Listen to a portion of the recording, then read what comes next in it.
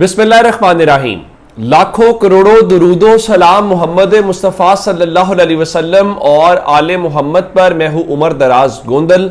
आज 27 तारीख है और आज शाम 4 बजे पाकिस्तान तहरीक इंसाफ का पेशावर में जलसा है और जाहिर है कि आज वो जलसा इटसेल्फ बहुत बड़ी खबर है, इसलिए कि इमरान खान की बहनें, उनकी भांजियां, उनकी नवासियां, उनके रिश्तेदार खुद उस जलसे में पहुंचे हैं। चूंकि वो कहते हैं कि इमरान खान का ये कहना है कि वो पेशावर के अंदर एक बड़ा पावर शो देखना चाहते हैं। रात को उनके वुज़रा या बाकी सब लोग वहां पे मौजूद थे। ये सारी डिटेल्स आपको दूंगा, लेकिन उससे पहले एक और तमाशा जो बहुत बड़ा तमाशा है इस्लामाबाद में लगा हुआ है, और वो पाकिस्तान के लिए कोई अच्छी बात नहीं है, बल्कि पाकिस्तान के लिए भी बतौर मुल्क और बतौर कौम रुसवाई का बायस है। मैंने आपको एक बात ये की थी कि पहले भी जुमला दोहरा देता हूं कि हर हुकूमत के अंदर कोई ना कोई हरीम शाह होती है जो पांव के साथ दरवाजे खोलती है, जिसको आला तरीन दफातर तक रसाई होती है या फिर उसको खुफिया फाइल्स तक रसाई होती है। तो आजकल एक ऐसी खातून के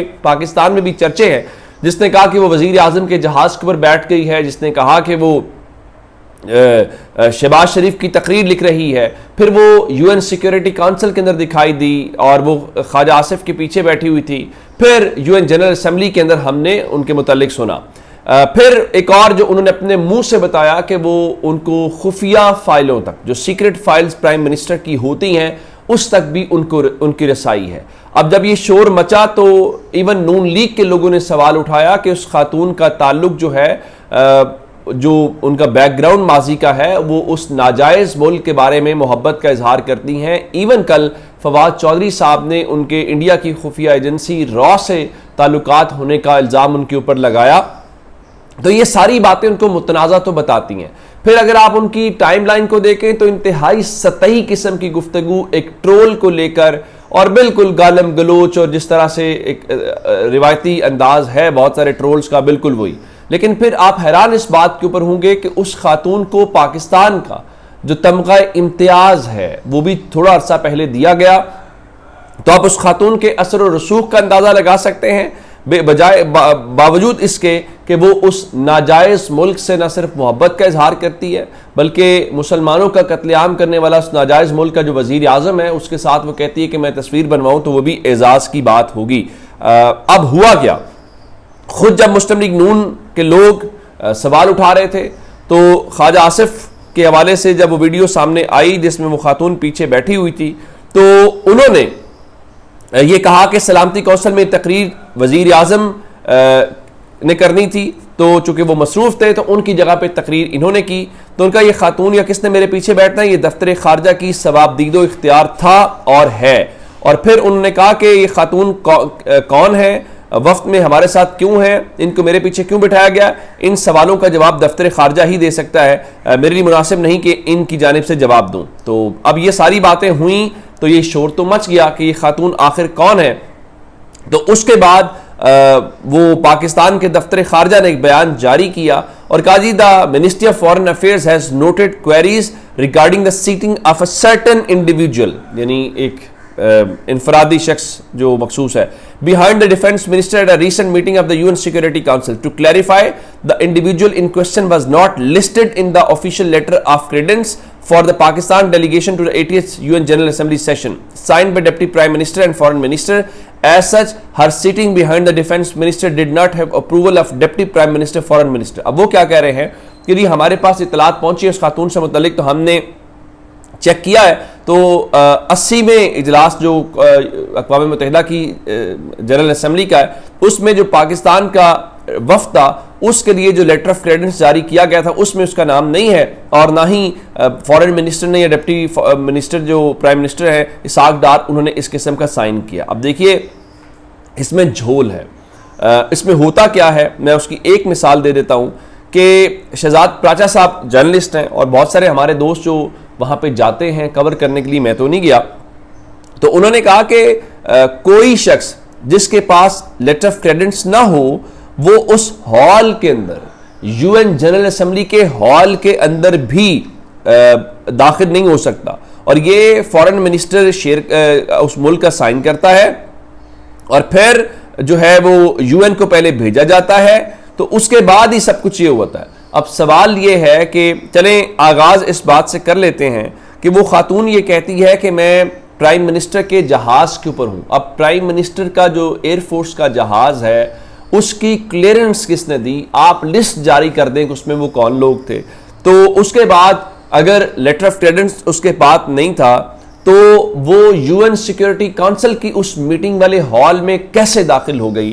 वो यूएन जनरल असेंबली के अंदर दाखिल कैसे हो गई? तो ये अपने आप को वजारत खारजा बरी ज़िम्मा नहीं कह सकती। वजारत खारजा कह रही है, चले फिर दिफा वालों से पूछते हैं, वो कहते हैं हमारा कोई ताल्लुक नहीं है। कल इस्लामाबाद में वजीर कानून कह रहे थे मेरा कोई लेना देना नहीं है, और खातून कहती है मुझे सीक्रेट फाइल्स तक एक्सेस है। खातून कहती है मैं इस वक्त का सरकारी हिस्सा हूँ। खातून कहती है कि मैं स्पीच राइटर हूँ। और तो और वो यहाँ तक नहीं है, बल्कि वो कहते हैं उस खातून ने अजमल जामी साहब से कहा है कि वो सरकारी तौर पर वफ्द का हिस्सा है, और शहबाज शरीफ ने उनको स्पीच राइटिंग असाइन की और वो अप्रैल 2025 से उस टीम में नामजद हैं, और ये सब ऑफिशियल है। अब इस सवाल का जवाब शहबाज शरीफ ने देना है। हालांकि मैं ये नहीं कह रहा कि ये तस्वीर तभी की होगी। ख्वाजा आसिफ साहब की एक तस्वीर भी उस खातून और उसकी बेटी के साथ नजर आ रही है। हो सकता है ये तस्वीर पहले की हो, लेकिन ख्वाजा साहब जब ये कह रहे हैं कि मैं नहीं जानता, तो अब उनको ये फिर तस्वीरों के हवाले से भी ज़रूर अपना जो ऑफिशियल कमेंट है वो देना चाहिए। तो अब इस हवाले से शेरी मज़ारी साहबा भी ये कह रही थी कि यूँ लग रहा है कि जो वजाहत है उस वजाहत ने मामला संवारने की बजाय उस मामले को बिगाड़ दिया है। अब ये खातून इतनी पावरफुल है तो फिर हमें बताना चाहिए कि ये सिस्टम की चॉइस है। ये भी सिस्टम का शायद ही एक रोशन चेहरा है, वैसा ही शायद जैसे मोहसिन नकवी हो, अनवारुल हक काकड़ हो। तो ये बताना ज़रूर चाहिए कि हम किन लोगों को प्रमोट कर रहे हैं और कौन लोग पाकिस्तान की नुमाइंदगी कर रहे हैं। यहाँ झंडा लहराने और रैली निकालने की इजाज़त नहीं है, और किन किन उनके कातिलों के जो हामी हैं उनको हमने अपने सरकारी जहाज़ों पर लिए फिरते हैं। अच्छा, उसके बाद ये चिट्ठी के हवाले से अब सूरत हाल ये हो गई है क्योंकि जजेस बेचारे पहले ही इतने दबाए गए हैं। अब सुप्रीम कोर्ट बार एसोसिएशन जो हुकूमती ग्रुप की जीती हुई है, मियां रऊफ फताह वहाँ मौजूद थे। कल आपने देखा कि एहसन भून और आज़म नज़ीर तारड़ डीएचए और सुप्रीम कोर्ट बार एसोसिएशन के जो प्लॉट्स की डेवलपमेंट है उसके मुआहदे कर रहे थे।